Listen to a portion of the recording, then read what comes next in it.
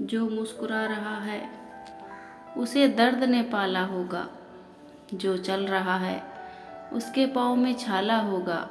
बिना संघर्ष के इंसान चमक नहीं सकता, जो जलेगा उसी दिए में उजाला होगा। संघर्ष क्यों बचे संघर्ष से, संघर्ष ही तो जीवन की आत्मा है। जितना कठिन संघर्ष होगा उतनी ही शानदार जीत होगी। एक बार एक किसान भगवान से बहुत ही नाराज हो गया। किसान बहुत मेहनती था, बहुत मेहनत से वह खेतों में अनाज उगाता, उसकी देखभाल करता, पर अक्सर उसकी फसल खराब हो जाती। कभी सूखा पड़ जाता, कभी बाढ़ आ जाती, कभी तेज धूप, कभी आंधी। कोई न कोई कारण बन ही जाता कि उसकी फसल खराब हो जाती। एक दिन वह किसान गुस्से में आसमान की ओर देखकर भगवान से कहा, हे ईश्वर, आपको लोग सर्वज्ञता मानते हैं और आप सब जानते हैं आपकी इच्छा के बिना एक भी पत्ता नहीं हिलता, पर मुझे तो लगता है कि आप छोटी से छोटी बात भी नहीं जानते। आप तो यह भी नहीं पता कि खेती बाड़ी कैसे करते हैं। अगर आप जानते होते तो हर समय जो बाढ़, आंधी और तूफान आते हैं वो कभी नहीं आते। आप नहीं जानते कि कितना नुकसान उठाना पड़ता है हमें किसानों को। यदि आप मेरे साथ में यह शक्ति दे दें कि जैसा मैं चाहूँ वैसा मैं मौसम कर दूँ, फिर आप देखना मैं अन्न के भंडार लगा दूंगा। भगवान इस किसान के तीखे वाक्य सुनकर मुस्कुरा रहे थे। वह किसान के सामने प्रकट होकर बोले, मैं आज से तुझे यह शक्ति देता हूँ कि तुम अपने खेतों पर तुम्हारी जैसी इच्छा हो तुम वैसा मौसम कर दोगे।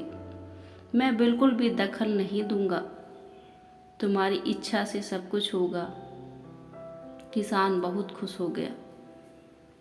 किसान ने गेहूं की फसल अपने खेतों में बोई। उसे लगा कि खेतों को धूप चाहिए तो खेतों को धूप मिले, जब पानी बरसना चाहिए तब पानी बरसा। आंधी, तूफान, बाढ़ कुछ भी उसने अपने खेतों पर आने नहीं दिया। किसान के खेतों में इस वर्ष ऐसी फसल हुई जैसे कभी नहीं हुई थी। हरी भरी लहराती फसल। मन ही मन में बहुत खुश हो गया और सोचने लगा, अब सबूत के साथ दिखाऊंगा भगवान को कि इसे कहते हैं शक्ति का सही उपयोग। मेरी सफलता देखकर उन्हें अपने नियम जरूर बदलने पड़ेंगे। कुछ दिन गुजरे, फसल कटने को तैयार हो गई।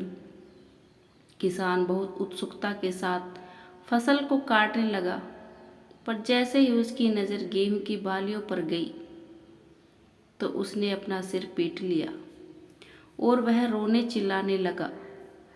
गेहूं की एक भी बाली के अंदर गेहूं का दाना नहीं था। सारी बालियां अंदर से खाली थीं। किसान बहुत दुखी हो गया। उसने भगवान को रोते हुए फिर से पुकारा, हे प्रभु, तुमने ये मेरे साथ क्या किया? क्या तुमने मुझे कोई सजा दी? भगवान बोले, पुत्र, ये तो होना ही था। तुमने पौधों को संघर्ष करने का मौका ही कहाँ दिया। ना तुमने उन्हें आंधियों से जूझने दिया, ना तेज बारिश को सहने दिया और ना ही धूप में तपने दिया।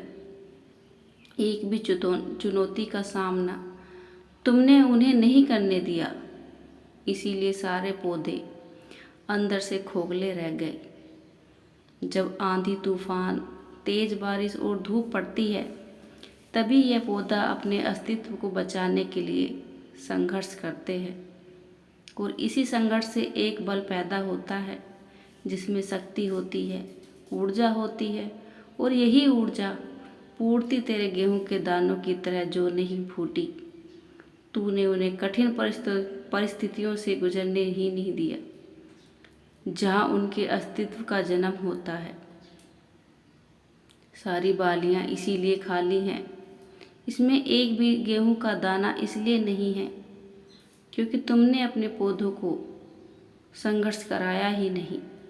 याद रखिए, स्वर्ण में स्वर्णीय आभात तभी आती है जब वह आग में तपने, गलने और हथौड़े से पीटते जैसे संघर्षों से गुजरता है।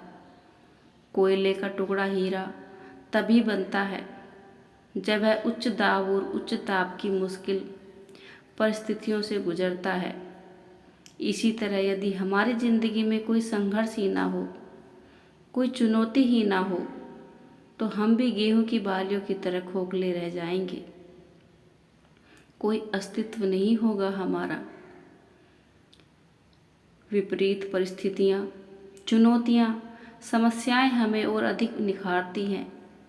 यदि जीवन में कठिन परिस्थितियाँ और चुनौतियाँ आए तो घबराना मत, बल्कि सामना करना, विश्वास करना। आप और अधिक निखर जाओगे और अधिक मजबूत बन जाओगे। किसी ने कितना सही कहा है, जिंदगी जीना आसान नहीं होता, बिना संघर्ष कोई महान नहीं होता। जब तक ना पड़े हथौड़े की चोट, तब तक पत्थर भी भगवान नहीं होता। Thanks for watching. Like, share and subscribe.